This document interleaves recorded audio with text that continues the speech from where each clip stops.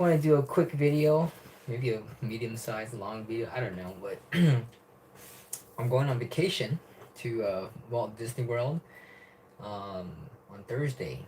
So I have another day here tomorrow, and we'll be gone until December 24th. So grandma's got the whole family, and she paid for everyone to go to Walt Disney World. So we're taking all. She paid for all the kids, flights, and everything. It was just awesome. So it's amazing Christmas present.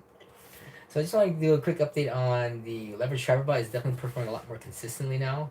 I'd say it's pretty much evergreen. We've been running it for like uh, over weeks, like 2 weeks, 3 weeks, and it's just still performing well. It's handling drops and pumps and dips and sideways, and it just goes in, does a quick scalp, gets in and out quickly, and does it again over and over. So the more trades it does, the more consistently it profits. And it seems a little more, way more evergreen because you just set and forget it. And it does, since it makes, you know, consistent gains. It's not like extravagant, like 100% ROI or 50% ROI of your entire account.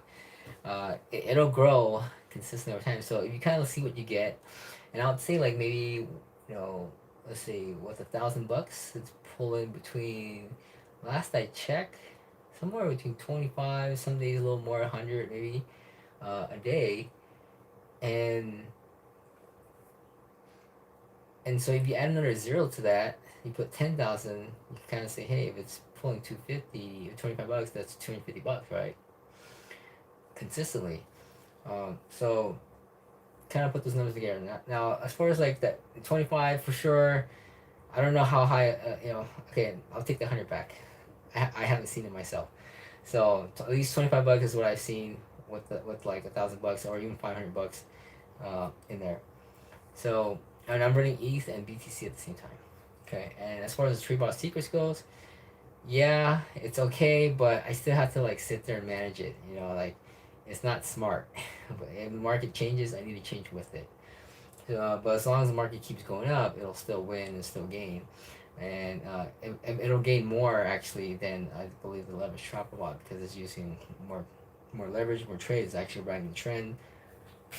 But it can also lose or it can get you stuck if you enter at the top or too heavy at the top and you can't DCA down, bring the profit line down enough to be in the profit line where you can constantly scalp and trade again.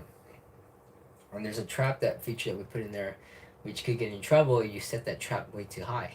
Okay, so sometimes, and I've experienced that. I was like, oh, it's gonna pump, and I set the trap and it just taps to that and then comes back down. I was like, and then I'm stuck forever, right? So I either take the loss or, wait a day for it to come down and then watch it pump. So what I would do is not set the trap at the very high. At least, know that there's a high, but then it's come down so much and it's starting to climb. That's where I'll probably set the trap. Okay? And even if it pumps down and you set the trap, maybe you get a quick pump up, but you have to kind of do the TA for that. So you kind of have to know what you're doing or you can get in trouble, but it can be very powerful at the same time with that too. Okay. All right, so that's all I have for now. Any questions, comments, suggestions for my next video? Let me know. Sometimes I do run out of ideas. I'm like, I don't know what else do I talk about.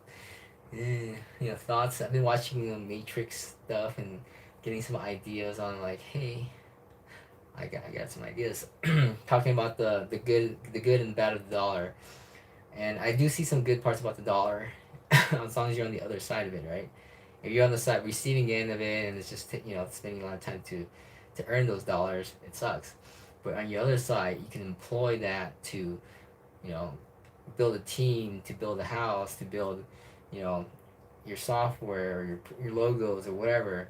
Or you can even go to a restaurant and use that dollar to employ a server to serve you a meal or make your sushi. And without that, it's like, so there is some purpose to it.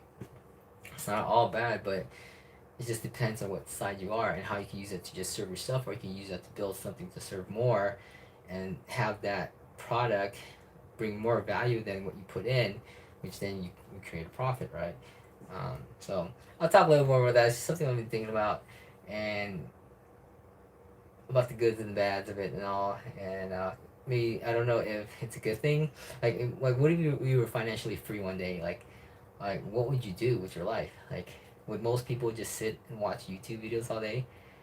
Would they actually contribute their skill and better society, or or better other people's lives? Um, or would you just want to hang out and just be with your kids? And that's fine too. It's all good. But I'm kind of thinking like, what if everyone got the privilege to do that? And they just all want to stay home, and we still have a sushi chef, we still have a server, we still have someone that wants to do something because they're passionate about serving meals, or being the trash man that takes up your trash, or like we still have those. We have a scarcity of those people out there that kind of like we take for granted for our everyday, you know, um, services in a sense.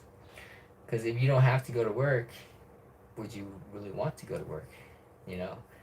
Um, so that's kind of things what I'm kind of thinking about. Like even though it's an enslaving dollar, is it also a good thing that it motivates us and inspires us to chase it in a sense, and but also better the world. And I feel like entrepreneurs are able to use that dollar, like Elon Musk, and employ SpaceX and Tesla, and employ a lot of people. But if you have all that billions, but then you decided like, I'm just gonna go on vacation, what would happen, right? You know, uh, you just, I mean, I'm sure that you have big mansions and whatever, but eventually, like, dude, I don't really need the mansion. It's just one person and all these collector cars and that you don't even use, and so it's like, I don't know. And sometimes, like, I was watching the Greatest Showman, how he was saying up to, um, start this grand business and everything. Have you seen it? And then he just realized, you know what? It's right in front of you. It's right in front of you. Kind of thing. It's your family. You're watching your kids grow and being with your wife, and loving up on her, and all that, and all that to try to get this big old thing and have it crash and burn. So I think it's also making sure you have priorities in your life, making sure that your priorities is first and foremost your family, and then outside of that, to do as a passion and do it together, with the support of your family, uh, and without that, there's no amount of success. Like I think Russell Brunson, no amount of success would ever trump the success, or the success. No amount of success would trump the happiness of your family. Okay, if you're gonna about to throw happiness in your family to pursue something, and then have your marriage fall apart, it's just not worth it. I mean, what's the point, right? When you can't even spend time with your kids now that you're financially free, and then you have no family to hang out with, right? And that you wanted financial freedom just for that purpose, but now that you don't, so now you got, so it's like one or the other kind of thing, right? All right, anyways, I'm rambling, so we'll talk to you later. Good night. Any thoughts on that? Comments, questions? Let me know. I'll talk to you then. All right, how do I end this? All right, I think that was it. Are you sure to stop? No. Cool.